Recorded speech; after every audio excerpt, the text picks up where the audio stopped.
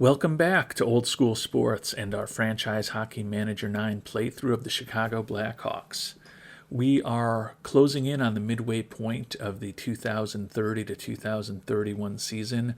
The Blackhawks, after a slow start to the season in the month of October, have been playing incredible hockey in November and December. Our 55 points are the second most in all of hockey and leading the Western Conference. Our 27-11-1 record, obviously one of the best in the game. Importantly, at this point, the roster is really healthy. Newcomer defenseman Simon Nemec banged up a little bit with a tooth that was knocked out. But other than that, we don't even have a single player on the injury list right now at the NHL level. So things are going extremely well for the Blackhawks. The hope is that in the coming months we keep playing well, get the team positioned as well as possible for the playoffs, hopefully win a third consecutive President's Trophy with this team. May need to make some moves as we get closer to the trade deadline to ensure that that happens, but the goal is to position this team as positively as possible in terms of our regular season record and hopefully the health of this team so that we can go on a long playoff run in the spring of 2031.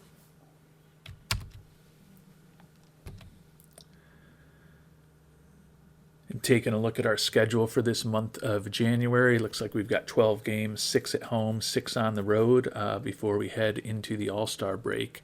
Although these Blackhawks, as I mentioned, have had the best record in hockey 2 seasons in a row, have not gotten a lot of love in the end-of-season awards or even just in All-Star game appearances. Would think that we would be a pretty strong contender this year, as we talked about at the end of our last episode when we reviewed our top performers at this close to midway point in the season. We've got 5 players who are averaging a point or better a game in Isaac Rosen, Kent Johnson, Dylan Larkin, Will Shields, and Quinton Byfield. So we'd tend to think that with those strong frontline players, as well as some defensemen, notably Sam Rinzel and Quinn Hughes, having big years for us, in addition to the fact that our goalie, Jesper Wallstedt, is leading the league in wins and is in the top 5 in goals against average. You would think that we would get some love when we get to the All-Star break this year, but we will find out in several weeks. And if there's still not a lot of love for the Blackhawks, hopefully they'll use that as motivation the rest of the season and through the playoffs.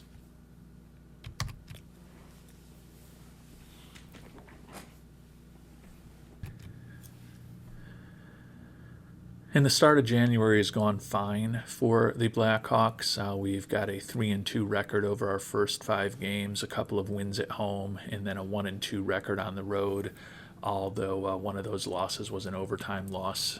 So have scored or picked up more accurately some points.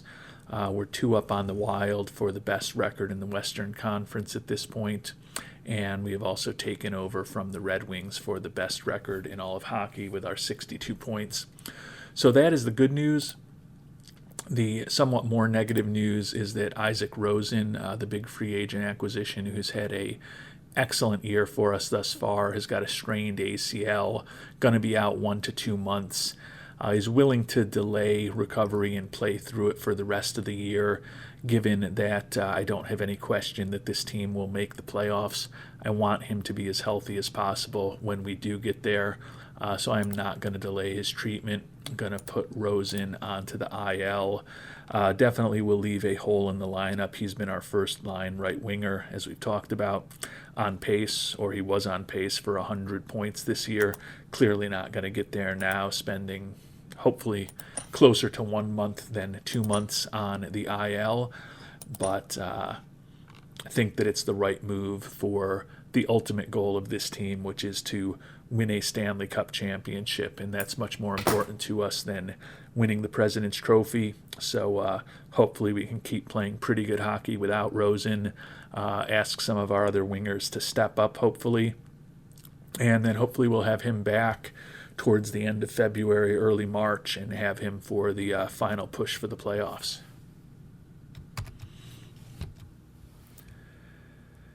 And there are obviously not a lot of positives when one of the top players on your team ends up on the IL, but we'll try to put a positive spin on things. That will give us an opportunity to bring up the 24-year-old Jan Chavan, who was an international free agent who had never been drafted by the NHL this past offseason. We signed him. You can see he was incredibly productive in a brief stint in the ECHL, brought him up to the AHL where he's played 23 games, scored 17 points. His game ratings at both levels have been really strong. Certainly appears that he is ready for the NHL as far as his physical and his offensive attributes. He can play both center and right wing for us. A few issues. He's never played at the highest level in the United States before, and he doesn't really speak any English at this point. We were hoping that he might develop a little bit of his English skills in the time that he was in the ECHL and the AHL. Obviously, it hasn't happened that quickly. It's really only been about three and a half months at this point.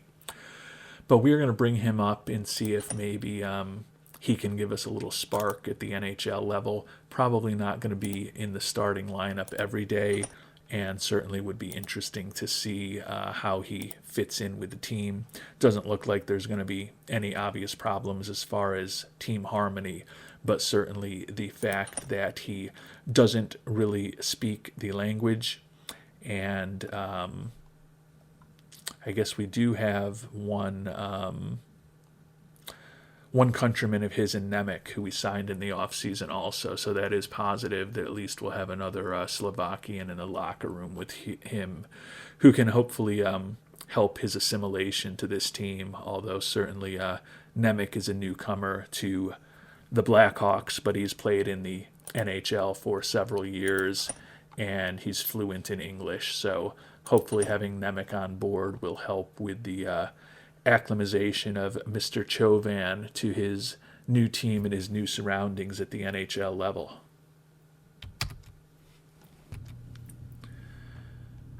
And the Blackhawks have been playing really well without one of our top offensive players. Won 3 in a row on the road before winning yesterday at home, 6-1 against St. Louis. Got 3 home games left before the AllStar break, so things are obviously going very well. Our 70 points is the most in the NHL, 4 up on both the Wild and the Red Wings. 34, 12, and 2, obviously a very strong record for the Blackhawks. Just one little piece of NHL news. Conor Bedard re-signed with Calgary at about $11.5 million for another 4 years. Obviously would love to see a player like that on the free agent market, but wisely, the Flames are not going to allow their young superstar to test free agency anytime in the near future.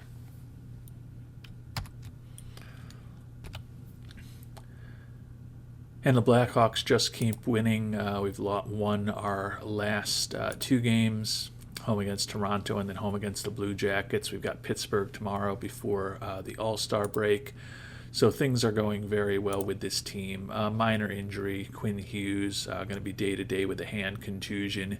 Given that we've got the break coming up, we are going to just... actually, we probably don't even need to put him on the IL. We've got enough depth on the team with our 7 defensemen that I don't think we actually need to make a roster move, because presumably, although he will miss tomorrow's game against Pittsburgh, he's going to have over a week off after that, during which time I would think he would end up healthy. So rather than risk having to send one of our AHL defensemen through waivers, think it makes sense just to run with the 7 that we have on the roster and just know that we're going to have an unhealthy scratch tomorrow night with our assistant captain, Quinn Hughes.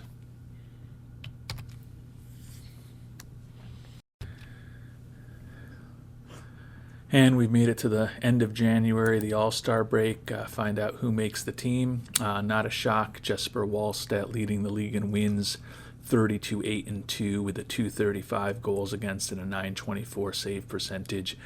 Not a shock to see the veteran at this point goaltender being named to the All-Star team. Sam Rinzel, the young right defenseman, 26 years old, 35 points and plus 24 in 46 games, also makes the team. And forward, not surprisingly, Kent Johnson, 30 goals and 34 assists, so 64 points in 48 games. Now our leading scorer with the injury to Rosen.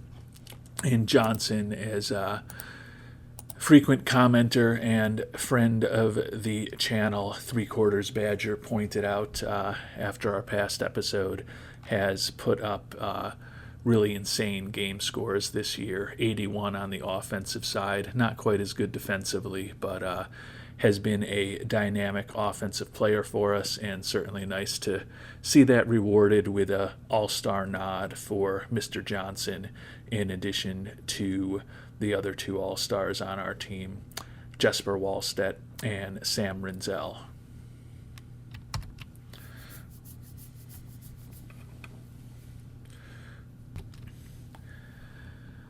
And as the calendar turns to February, got the report on our three players who played in the All-Star game. Jesper Wallstedt played 31 minutes in goal, saving 20 shots for the victorious Team Red. Kent Johnson and Sam Rinzel both put up pretty negative numbers, being on the blue team that was routed. Unfortunately, Matteo Rotundi was involved in an off-ice incident. The fans are not happy about it. Fortunately, the teammates not particularly bothered. Quinn Hughes is going to be ready to go, coming back from the AllStar break, and Isaac Rosen ready to return to practice, so we should hopefully have him by mid-February, it sounds like. So some positive news there. Taking a look at our development report, Roy Chung and Linus Eriksson on the NHL team are improving, along with a lot of our prospects and minor leaguers. Matthias Lafreniere and Philip Svedabak are both regressing. It's kind of been interesting to look at Svedabak because he's only 28, our backup goalie. But I think I have noticed that he has definitely been regressing in terms of his team player skills. And it's kind of early for a player to start regressing. So I'm kind of wondering if there's something in the way the game is programmed that a player who wants more playing time and just doesn't get it starts becoming a more negative influence, or maybe not even a negative influence, but just kind of regressing in terms of their ability. Doesn't seem like he has any major problems with his happiness. He's actually content with his ice time, which is a little bit surprising to me. He has been playing better of late in the few occasions that he's been able to get on the ice, but clearly with the incredible season that Jesper Wallstedt is having, hasn't been a ton of opportunities for that for our backup goalie. Rosen, Hughes, Johnson, Byfield, and Larkin continue to be popular, and you can see the Blackhawks in general with 6 of the top 8 selling jerseys in hockey and 8 of the top 14 remain an incredibly popular team, not just in Chicago, but nationally. We'll check in now and see what that off-ice incident has potentially done to team harmony. Again, it really clearly looks like the team doesn't care about it, so got some bad press apparently, but he's a popular player and his teammates are willing to look past it. Doesn't look like it's had a huge impact even on fan happiness either, so our objective remains a championship, and we are, like our owner, urgently focused on trying to win. We'll, over the month of February, check in a little bit on potential players on the trade block who are available. You can see it doesn't look like there's any real superstar talent available right now, and certainly we are restricted by the fact that as soon as Rosen is back from his injury, we're only going to be about $500,000 under the cap. So the team is playing incredibly. There's no obvious holes to fill. Would certainly love to add some talent if we can before the trade deadline in about a month, but don't feel that it's necessary unless we have some injuries or unless we can get a huge bargain on somebody, because the team's basically doing everything that we hope they would do on the ice thus far in this 2030-2031 season.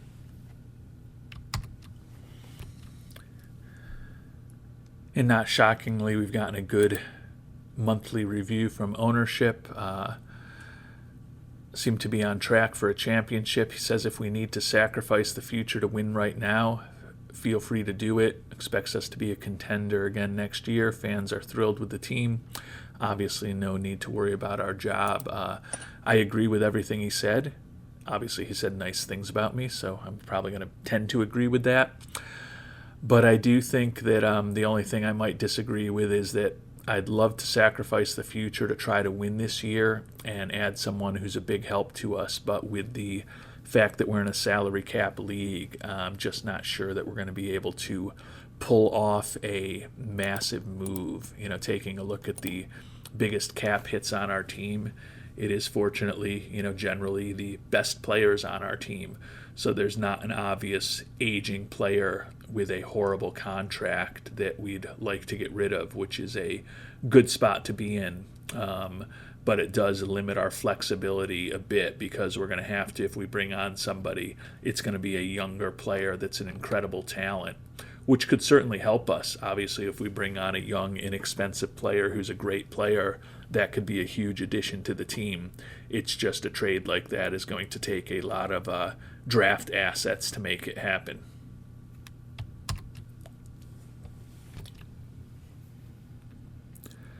And the Blackhawks have continued to play really well through the first couple weeks of February. Isaac Rosen ready for team practice. You can see the record is 43-12-2. So I believe that means we're undefeated thus far in the month.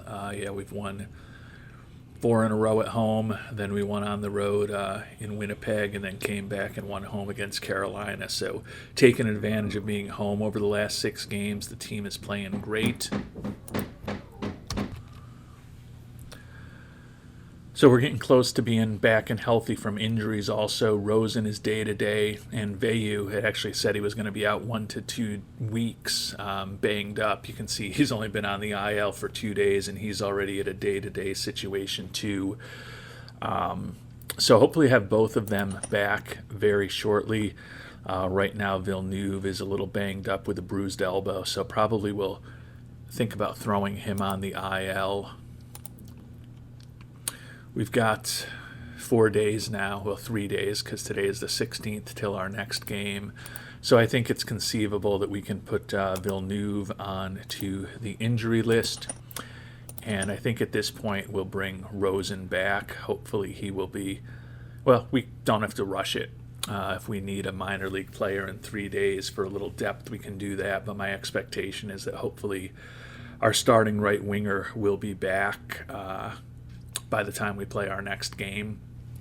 I am thinking a little bit about potential trades since we are in win now mode, and we do certainly see little more talent at the top end being available. Not a lot of people who are making a small amount of money, though. Not that that's what you would expect. Certainly, I think that Ty Smith could help us defensively, but we don't need to be taking on $7 million, and we can't afford to take on $7 million. One thing I am thinking about if we try to improve our blue line is that at this point I think it's pretty unlikely that we are going to be re-signing Luke Coughlin. He's been our 7th defenseman most of this year when we haven't had injuries. He's looking for almost $5 million a year, though. But he's a relatively young and relatively good defenseman.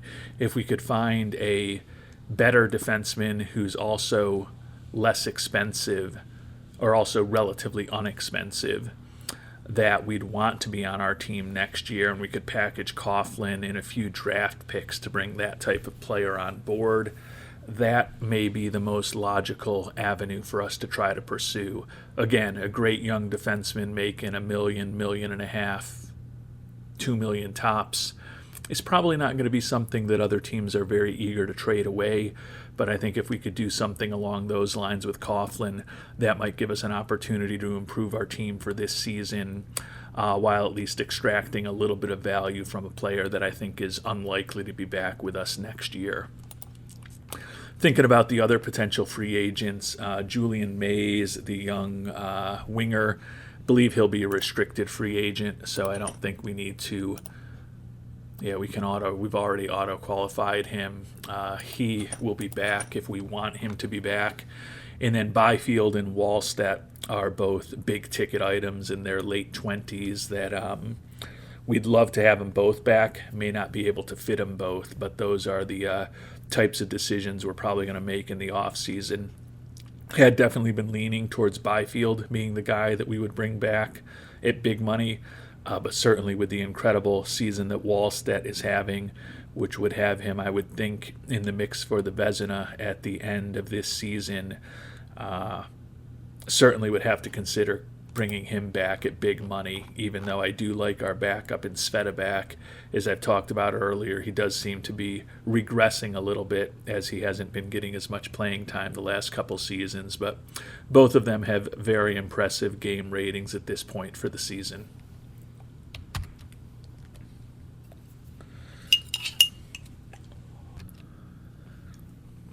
And you may have noticed when you were looking at the free agents that Gareth O'Donnell, 23-year-old incredible player, although for some reason I guess we don't have a good scouting report on him because he hasn't been skating for most of the last year. He's a restricted free agent from the Stars. Would love to add somebody like that to the team. Unfortunately, he's looking for over $11 million, and they can match, so not something that we could do. You will see that Kevin Korchinski, another player who we have the rights to, is also out there at this point. Might be worth at least checking in with him to see what he's looking for. Yeah, still looking for over $5 million, so that's not going to fit. You would think that some of these players, rather than sitting out a year in the prime of their careers, would be a little more reasonable as far as what they're looking for, especially in these later stages of the season. But unfortunately, the artificial intelligence as far as those decisions is not been perfected in this game yet, in my opinion.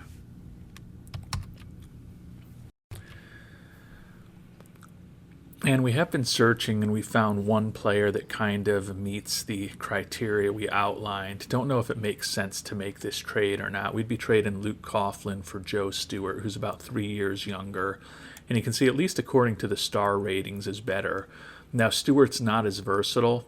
Coughlin is pretty competent at both left and right defense, whereas Stewart is more of a pure left defenseman at this point.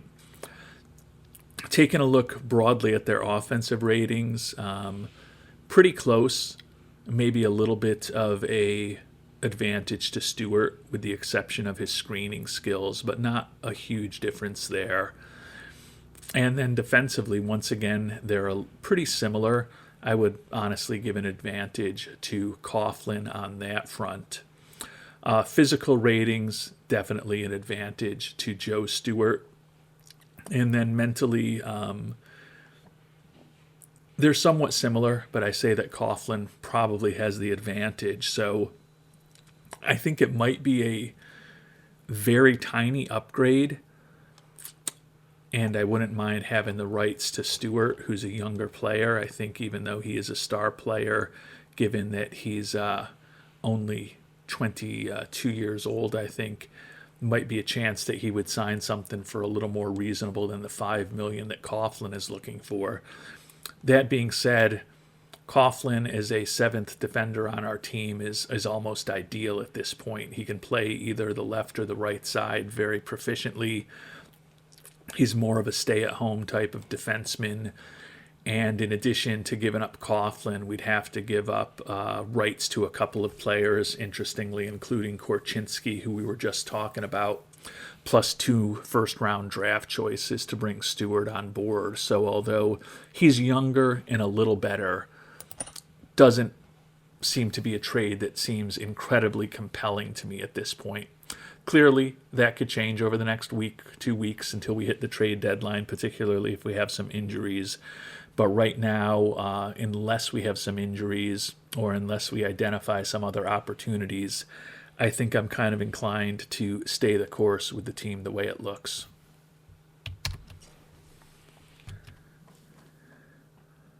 And we're now closing in on the end of February, closing in on the trade deadline. I have continued to look. There's just nothing that compelling out there that we can afford to do. We are very close at this point to being completely healthy. Just waiting for Villeneuve to come back at this point. So I kind of like the team that we have. Clearly, we're 44, 13, and 3. When we take a look at the standings, our 91 points. We're now 9 clear on the Kraken for the best record in the West. And we're 4 clear on the Red Wings for the best record in all of hockey. So we're 3/4 of the way through the season, and we're clearly the best team in hockey. I don't think we have to force ourselves to do something. Would certainly love to add talent to make this team better, since this could be our final go-round with the Blackhawks.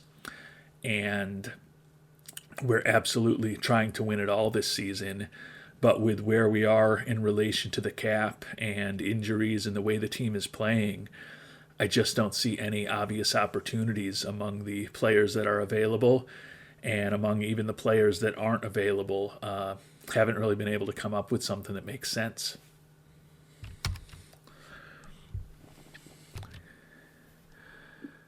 And we've made it through February into March 1st now, so 2 games away from the trading deadline. Still nothing obvious for us to do.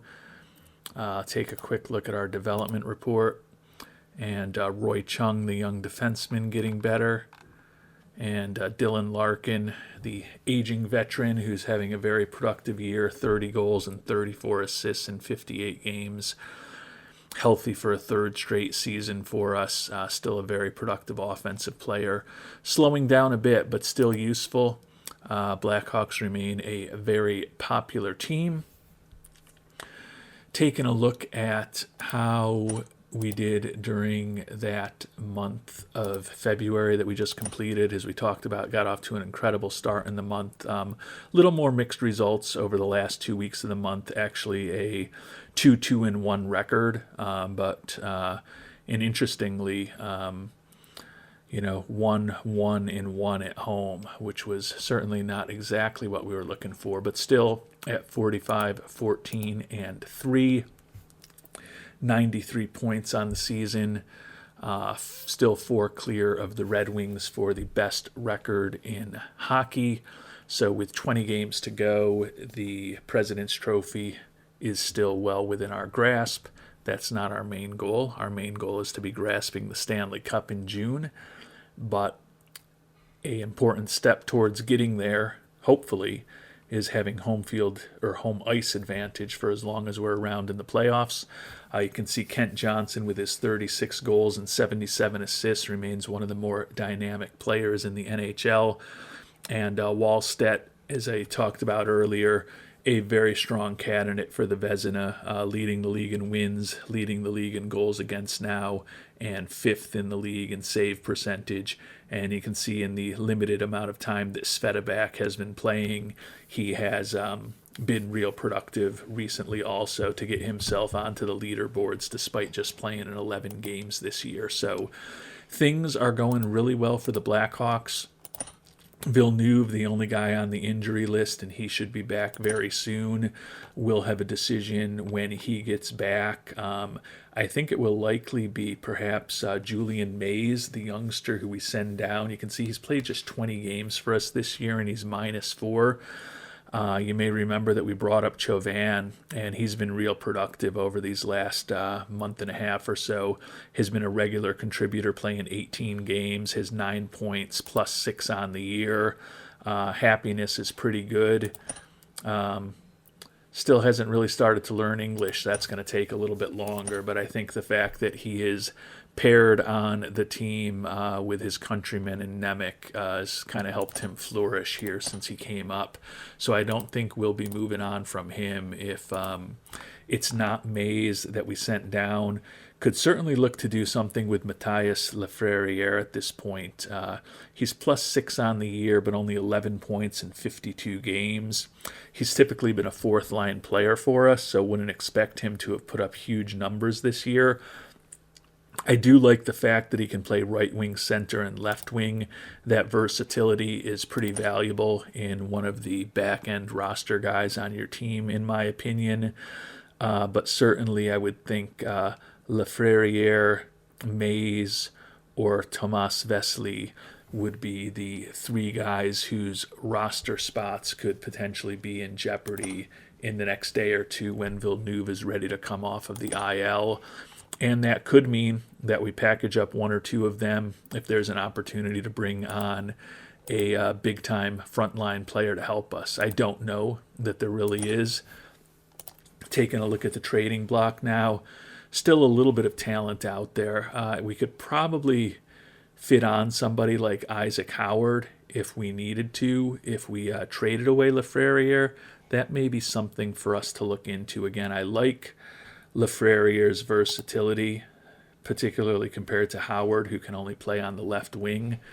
But he is a pretty productive offensive player, and the contract at $2.4 million in terms of his cap hit. Actually, I think it would just not work most likely because Lafreniere is 1.85. Ooh, it's gonna be right there. Whether that would work or not, I'd want to do the math to figure out whether we could do that. It would certainly give us another big time player on the left wing. Unfortunately, we're pretty loaded there right now. Johnson's been our first liner, Eklund's been our second liner, and Cole Sillinger has been our third liner, which is a pretty high quality left winger. And we do have Eriksson and Mays who have been splitting time on the fourth line. So it's just not an area where I feel we need to upgrade all that much. Certainly want to have as much talent as possible on the team, but we've also got pretty good chemistry and we're playing really well, so we don't want to disrupt the locker room either.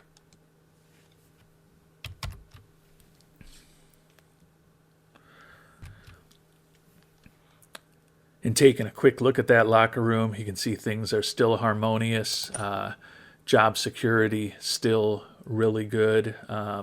It's dipped a little bit because we lost a couple games in a row, including a loss to the Blues. Finally won against Dallas, but 3 losses in a row is definitely a unique circumstance for us over this season because, as we've talked about, it's been a strong one for the Blackhawks. So we are going to call it an episode, not going to finish our potential trade deadline activity until our next episode.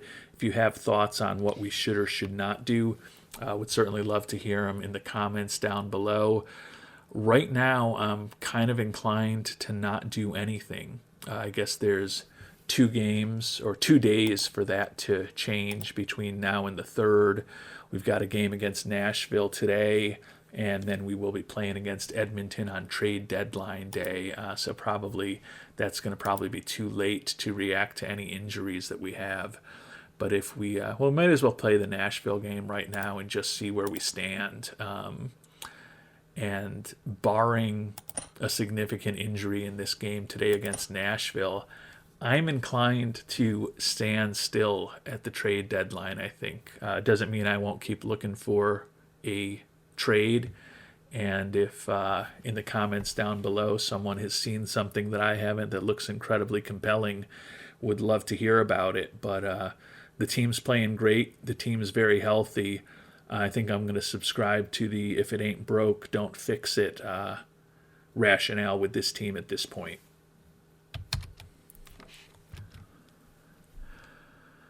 And we did get a 5-2 win against Nashville, so now we are a day away from the trade deadline. Did have a small injury, Alex Bocage, out about 3 days with bruised ribs.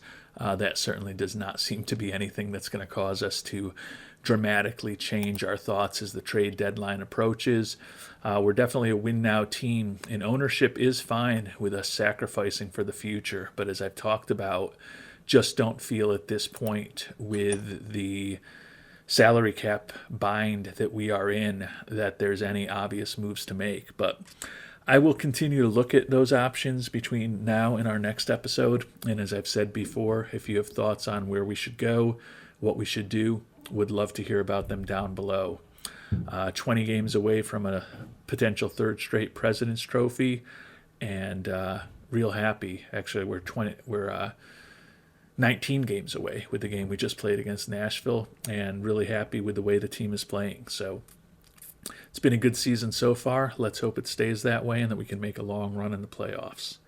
Until our next episode, thanks so much for watching and hope you have a great day.